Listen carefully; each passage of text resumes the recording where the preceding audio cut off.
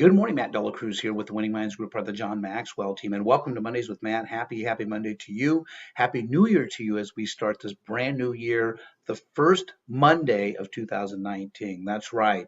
And prior to that, I hope you took the time to lay the foundation.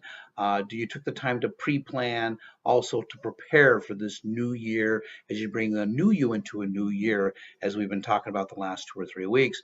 Because the importance of it is that you have the proper planning. I always refer back to the 7 P's that Zig once told me, and I'll never forget them, that he said proper prior preparation prevents pitiful performance.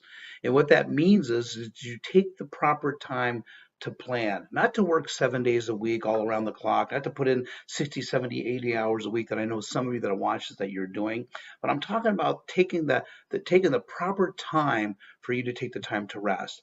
In fact, in the Ten Commandments, if you're familiar with the Ten Commandments, the fourth commandment talks about our Sabbath day. And I wanted to talk to you about that today and read a little bit about that because I think it's important that we take the time to realize and understand our Sabbath day. Our Sabbath day might not be a Sunday, it might be a Saturday, it might be a Friday, depending on your work schedule. We have to take that one Sabbath day. In fact, in Exodus 34:21, it talks about 6 days labor, but on the seventh day you shall rest. And it says, even during the plowing season and the harvest, you must rest. And the key word in there, you must rest. And that's Exodus 34:21. And it's the fourth commandment of the Ten Commandments. But again, he talks about 6 days labor, 1 day rest. And what that means is we're not supposed to work 7 days a week all around the clock. Our goal is to labor for 6 days and 1 day to rest. And when we take the time to rest, there's a couple things I want to point out to you on what we're supposed to do on our Sabbath day. So you pick your Sabbath day, the day that you rest, and there's really three key areas. You want to rest your body. And sometimes it's just that clearing the mind, body, and spirit, right? Just to rest it. The second thing is refocus on your spirit. And that means take time to worship God. And the third one is to recharge your emotions. And that might be something to where you can just get away from it all. And maybe you do something that's either a hobby or sport that you love to do. It might be golf, might be tennis, might be squash, might be racquetball.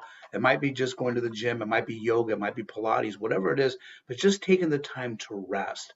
6 days labors, 1 day rest. The most important part is to make sure that it is in your schedule that you plan for that 1 day of your Sabbath day. So I want you to think about that this week. Are you working all around the clock? Are you bringing your work home with you? Take some time to call time out and say that I need to take my Sabbath day to rest. So remember, 6 days labors, 1 day rest. That's the rule. It's the fourth commandment of the Ten Commandments, and we're to live by the commandment. In other words, it is a command to obey. So until next week, live with passion, live intentionally, and let's make sure that we're taking the time for that 1 day rest for mind, body, and spirit. Thanks so much. Make it a great day, and we'll talk to you next week.